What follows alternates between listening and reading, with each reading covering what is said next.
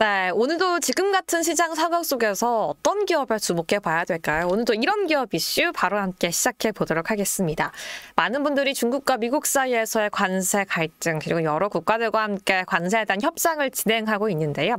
과연 지금 시점에서 관세에 대한 우려, 매일 같은 불확실성과 변동을 피할 수 있는 관세 회피주 뭐가 있을까요? 오늘은 비자에 대해서 함께 알아보도록 할게요. 사실 많은 분들이 관세 회피주 어떻게 찾을 수 있을까 궁금해 하실 것 같아서 잠시 정리를 해봤는데요.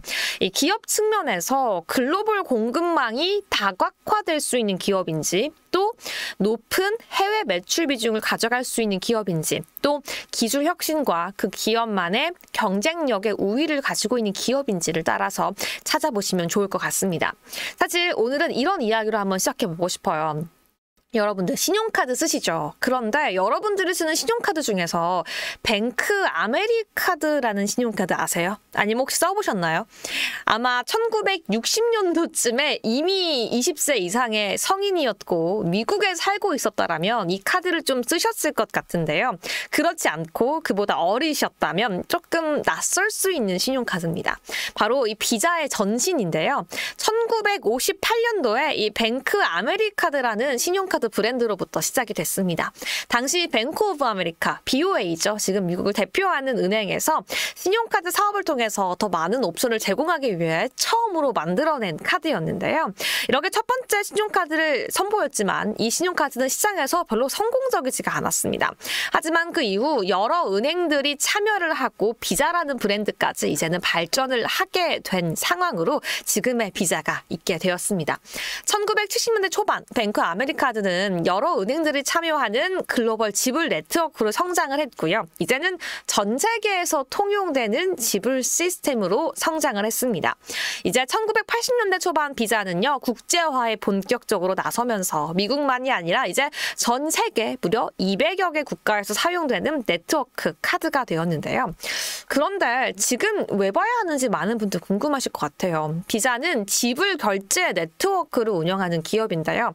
한마디로 그 핵심 사업이 카드를 결제하면 네트워크와 관련된 수수료를 받는 기업입니다. 이건 카드를 발급한 은행들 또는 그 가맹점에서 발생하는 수수료고요.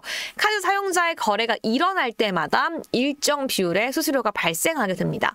결국 이렇게 안정적인 수익 모델과 높은 신뢰도를 갖고 있기 때문에 불확실한 경제 상황, 불확실한 정치 상황에서도 상대적으로 안전적인 투자처로 평가받고 있는데요.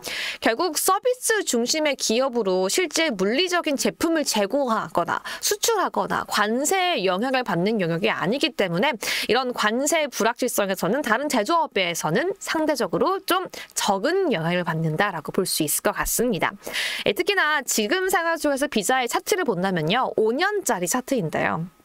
정말 저희는 매일같이 단기 급등주의 찾기에 연연해서 이 비자 같은 매력적인 종목들을 잊고 있던 게 아닌가라는 생각이 듭니다.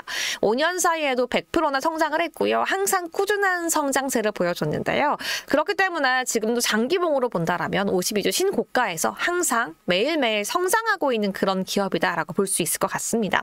하지만 앞으로도 모바일 결제와 디지털 결제는 더욱더 성장할 것으로 예측되고 있어서요. 비자는 향후 3년에서 5년 추가적인 견고한 매출 성장세를 시장에서는 예측하고 있는데요.